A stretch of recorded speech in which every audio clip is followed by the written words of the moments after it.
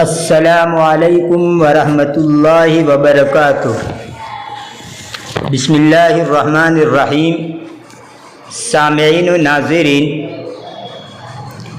आज से हम उर्दू ज़ुबान की दूसरी किताब का सबक शुरू करते हैं। तो आइए सबसे पहला सबक सुनिए।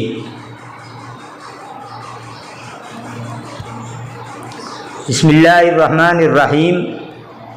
खुदा की खलक़त। यह खलक़त उसका माना होता है मखलूक। नीला आसमान, या आसमान का जो कलर नज़र आ रहा है उसको कहा जाता है नीला। नीला आसमान, रोशन सूरज, उजला चाँद और जगमगाते तारे किसने बनाए? नीला आसमान, रोशन सूरज, उजला चाँद और जगमगाते तारे किसने बनाए? ज़मीन पर हवा, हवा पर बादल, बादलों में बिजली और बिजली में करक किसने बनाई? ये बादल की जमा है। बादल वाहिद हैं और ये बादलों उसकी जमा है। और उर्दू के अंदर जमा बनाने के लिए अलिफ नून, वाव नून, या नून, याए मजहूल और अलिफ ता लगाई जाती है। यहाँ पर ये वाव नून लगाया गया है। बादल उसकी जमा है बादलों। मैं की फुआर, मैं कहा जाता है बारिश को, और फुआर यानी बारिश की जो छोटी छोटी बूंदें होती है उसको फुआर बोलते हैं। मैं की फुआर, ओलों की बौछार। ओला बुखारात के जमे हुए कतरे जो बारिश के साथ बर्फ़ की शक्ल में आसमान से गिरते हैं, उसकी जमा ओले और ओलों आती है। ओला हो जाना यानी ठंडा हो जाना। और ये बौछार, बौछार में का यानी बारिश का कसरत से और झटके के साथ पड़ना। और इसी तरह उसका माना कसरत, ज़ियादती, बोहतार। उसकी जमा आती है बौछारों और बौछारें। तो मेह की फुआर, ओलों की बौछार और बर्फ़ के अंबार किसने बरसाई? ये अंबार का माना ढेर। किसी भी चीज़ का कोई मजमुआ हो, इकट्ठा कर दिया जाए, उसको कहा जाता है अंबार यानी ढेर।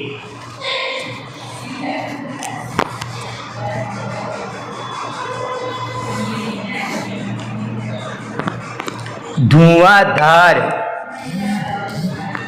धुआंधार उसका माना पुरजोश, निहायत सियाह या धुएं से भरा हुआ। तो धुआंधार का माना धुएं से भरा हुआ। धुआंधार कोहरा, ये कोहर भी आता है और कोहरा, अलिफ के बगैर हो तो कोहर और अलिफ के साथ हो तो कोहरा। दोनों का माना है वो बुखारात जो सर्दी के मौसम में सुबह और शाम को धुंध सी पैदा कर देते हैं, उसको कहते हैं कोहरा या कोहरे। भीनी भीनी ओस, भीनी भीनी यानी धीमी धीमी, ऊंची ऊंची। ओस, ओस कहा जाता है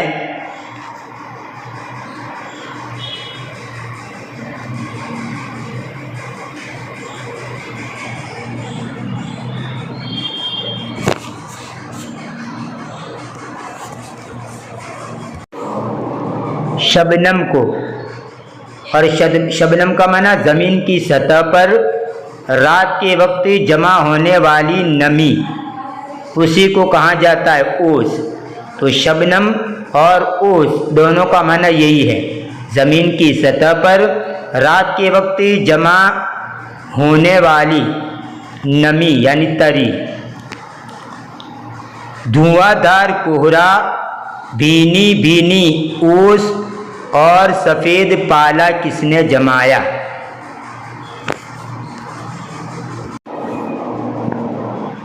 पाला, ये भी शबनम को ही कहते हैं, लेकिन बर्फीली, बर्फ़ वाली बर्फीली शबनम को पाला कहा जाता है।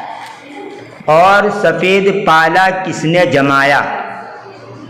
ये चौड़ी चकली ज़मीन, चौड़ी चकली यानी कुशादा, वसी, ये चौड़ी चकली ज़मीन, गहरा समुंदर, ऊंचे ऊंचे पहाड़, उबलते चश्मे। चश्मा कहा जाता है ज़मीन के अंदर से जब पानी फूटता हो तो उस जगह को कह देते हैं चश्मा। अब चश्मा जो होता है वैसे उसका वो चश्मा और सर चश्मा, सिर्फ चश्मा भी बोला जाता है और सर चश्मा भी बोलते हैं। तो सर चश्मा या चश्मा, किसी भी जगह से कोई चीज़ निकल रही हो, जैसे सूरज जो होता है वो रोशनी और गर्मी का सर चश्मा है। सूरज से हमने पाई गर्मी भी रोशनी भी, क्या खूब चश्मा तूने ऐ मेहरबा बनाया। खुदा की तारीफ़ पर मुश्तमिल बहुत सारे अशार हैं, उनमें से एक शेर ये है, सूरज से हमने पाई गर्मी भी रोशनी भी, यानी सूरज से गर्मी भी मिलती है रोशनी भी मिलती है। फिर उसके बाद आगे कहा क्या खूब चश्मा तूने ऐ मेहरबा बनाया। तो गोया सूरज को चश्मा कहा, किसका चश्मा? रोशनी का चश्मा, और इसी तरह गर्मी का चश्मा। उबलते चश्मे, बहते दरिया किसने बनाए? ये काले गोरे आदमी, लड़के लड़कियां, औरत मर्द। ये लड़के लड़का की जमा है और लड़कियां लड़की की जमा है। यहाँ पर याई मजहूल लगी और यहाँ पर अलिफ नून लगा। औरत मर्द, भांत भांत के, भांत भांत का माना तरह तरह के, किस्म के, भांत भांत के जानवर, चरिंदे, ये चरिंदा की जमा है। एक कायदा याद रखिए, उर्दू के अंदर वाहिद हो और वाहिद के आखिर में हा आता हो तो उसकी जमा बनाने के लिए उस हा को पहले निकाल दिया जाता है और फिर उसके बाद जमा लगाने के लिए जो हर्फ लगाते हैं उसको लगाएंगे। तो चरिंदा, पहले हा निकाल दिया फिर या लगा दी चरिंदे। ऐसे ये दरिंदा, इससे दरिंदे, परिंदा परिंदे। ऐसे ही अगर किसी एक वचन के आखिर में अलिफ भी हो तो वहाँ पर भी जमा बनाने के लिए अलिफ को निकाल देंगे। जैसे यहाँ पर ये लड़के जो है उसका वाहिद आता है लड़का, तो पहले एक लड़का में से अलिफ को निकाल दिया और उसके बाद या लगाया, लड़के हो गया।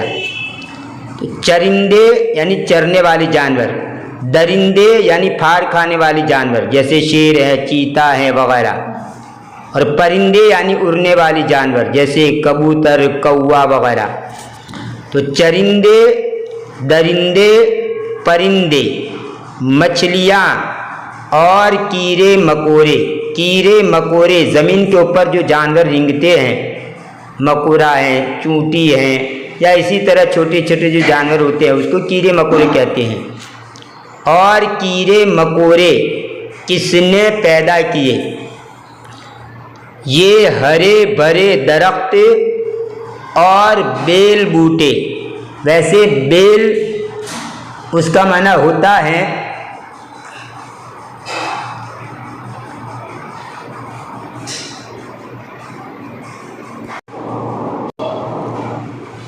वो पौधा जिसकी शाखें ज़मीन पर फैलती है या किसी सहारे से ऊपर चढ़ती है। और बूटा का माना फूल पत्ती, पौधा, छोटा दरख्त, उसकी जमा आती है बूटों और बूटे। लेकिन ये पूरा लफ्ज़ बेल बूटे उसका माना होगा नक्शो निगार। और बेल बूटे इनमें रंग बेरंग के फूल और खट्टे मीठे रसीले मेवे। रसीला उसका माना होता है रस भरा, खुश जायका, मज़ेदार। खट्टे मीठे रसीले मेवे किसने लगाए?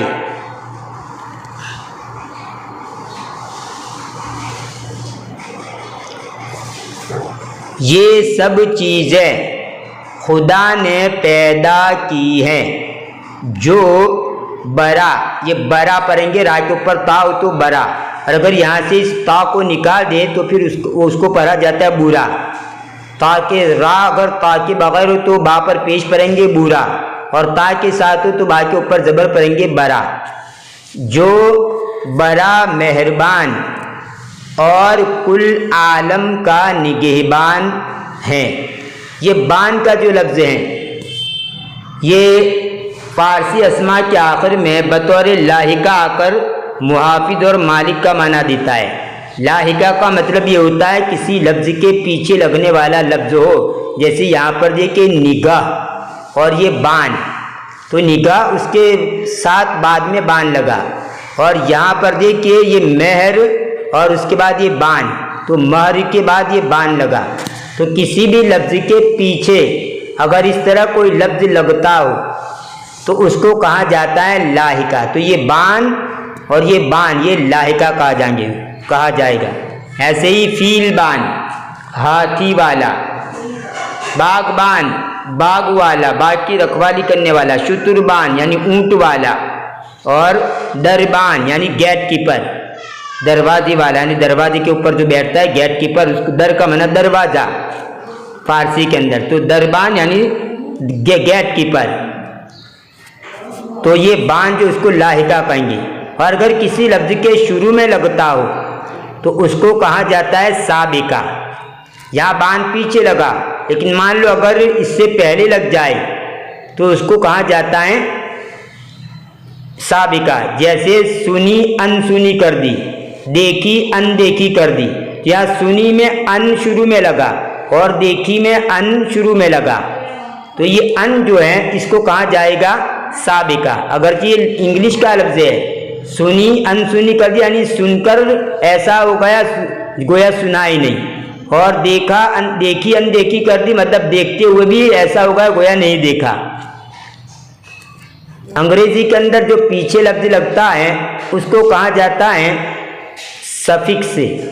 और जैसे यहाँ पर ये बान, ये सफिक्स कहेंगे उसको इंग्लिश के अंदर, उर्दू में उसको लाहिका कहते हैं। और अगर शुरू में लगे तो उसको उर्दू में साबिका कहते हैं, और अंग्रेजी के अंदर उसको प्रीफिक्स कहा जाता है। प्री का माना पहले, तो प्रीफिक्स से, इसी से आप याद रखिए, प्री से, प्री यानी पहले, तो प्रीफिक्स यानी साबिका यानी शुरू में लगे।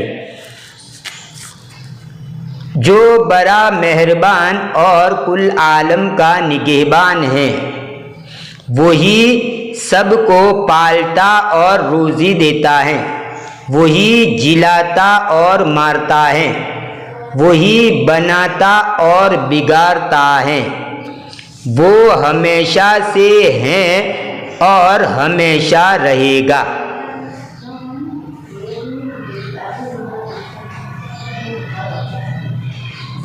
अब यहाँ से अल्फाज का माना बयान कर रहे हैं। खलकत यानी मखलूक, फुवार हल्का में यानी हल्की सी बारिश, छोटी छोटी बूंदें बारिश की। ओला आसमान से बर्फ की शक्ल में गिरने वाला टुकड़ा।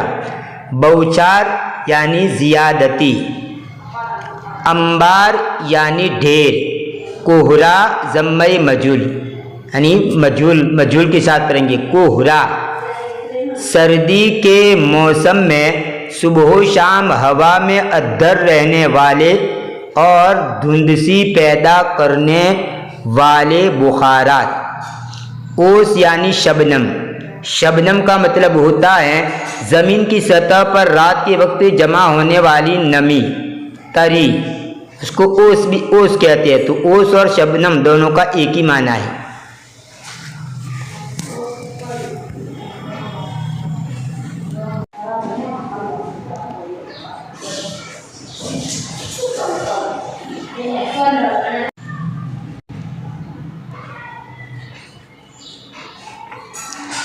पाला बर्फीली शबनम। चौरी चकली यानी कुशादा। भांत भांत यानी तरह तरह। चरिंदे चरने वाले। दरिंदे फार खाने वाले जानवर।